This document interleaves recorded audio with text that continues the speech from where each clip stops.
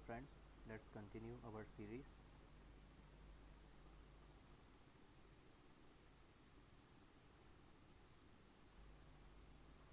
In the next lecture, we will be looking at polymorphism, one of the core concepts or one of the core concepts in the four pillars of Java OOPS concepts.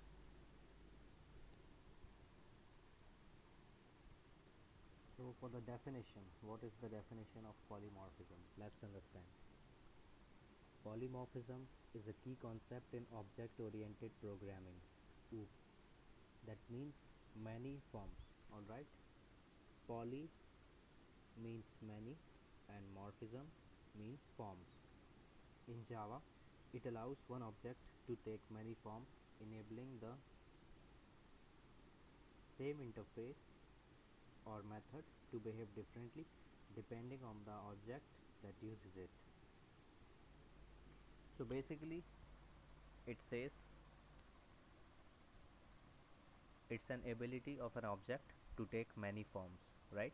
Polymorphism, many forms, enabling the same interface or method to behave differently depending on the object that uses it. It means it will behave according to the object that it has been selected with. Types of polymorphisms in Java. First we have the compile time polymorphism, so the static binding, also called as method overloading. We have studied it before. Achieved when multiple methods in the same class have the same name but different parameters. Alright, so there are two methods or more than two methods in the class, multiple methods. They have the same name but different parameter. This condition will be called a method overloading condition. Alright, the method to call is determined at compile time. The method which will be called or the method which will be chosen will be determined at compile time when the program is being compiled. Let's see the runtime polymorphism now, which is dynamic binding, also called method overriding. We have done this before as well. It occurs when a subclass provides a specific implementation of a method that is already defined in its previous superclass. So as you remember, I told you earlier, it only happens in a parent to child class relationship, alright, like a superclass and a subclass or a parent class and a child class. The method to call is determined at runtime based on the actual object, not the reference type. You have to understand it very carefully. The method to call, alright, the method among all the methods that we have which we are going to call is being determined at the runtime when the program is being run. It is based on the actual object, not the reference type. Okay, it is based on the actual object itself, the object which is calling it, not the reference that has been given. Alright, we'll understand this very soon. What are the key characteristics of polymorphism? Inheritance based, typically used with a class hierarchy. Alright, so whenever we have a situation of method overriding, it comes under the inheritance property. Alright,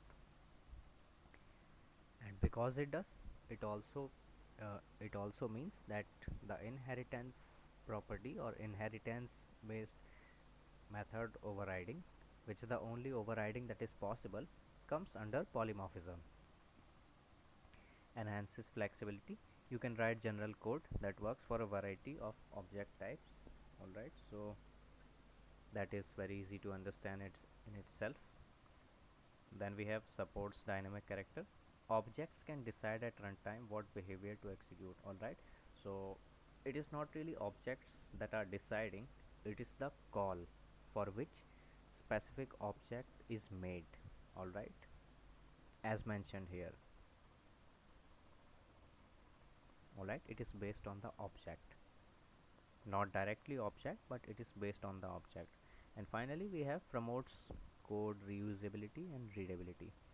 So as you can understand that instead of writing the same code again and again or using the same function again and again, we can use the property of polymorphism, and we can improve the code's readability and reusability. We can use the code again and again, and we can also use the same functions again and again without writing the code, which improves the reusability and readability.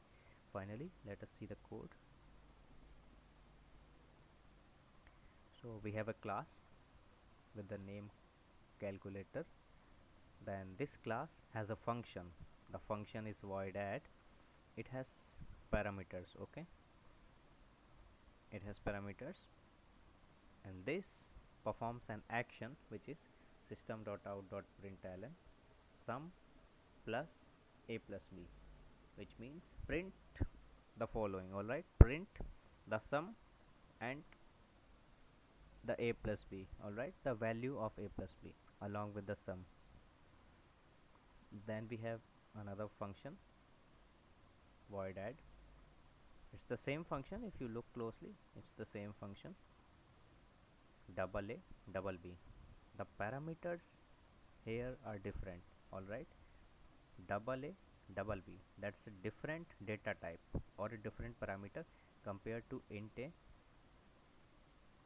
and int b. All right, these two are different. The parameter is different. The name is same. The action is the same. All right, so what do you call it when you have the same function with different parameters? What do you call it?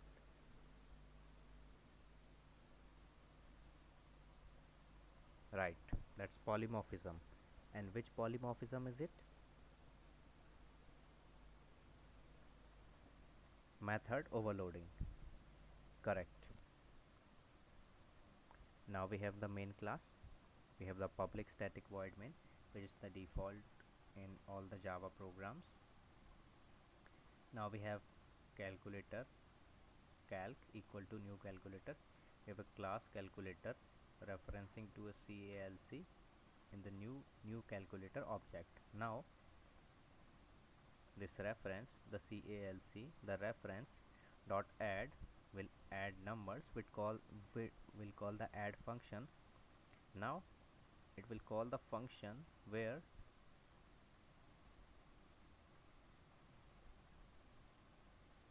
alright, it will call the function with parameters a is 2 and b is 3.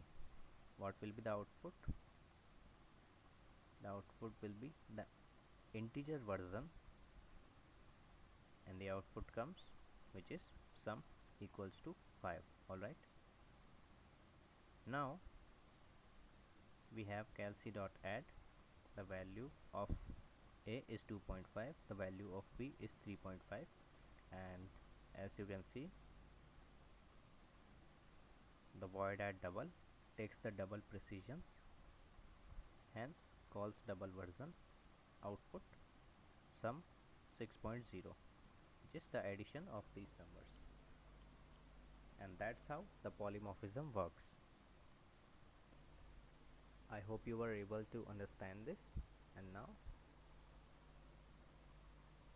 I will end this video right here, and thank you for watching.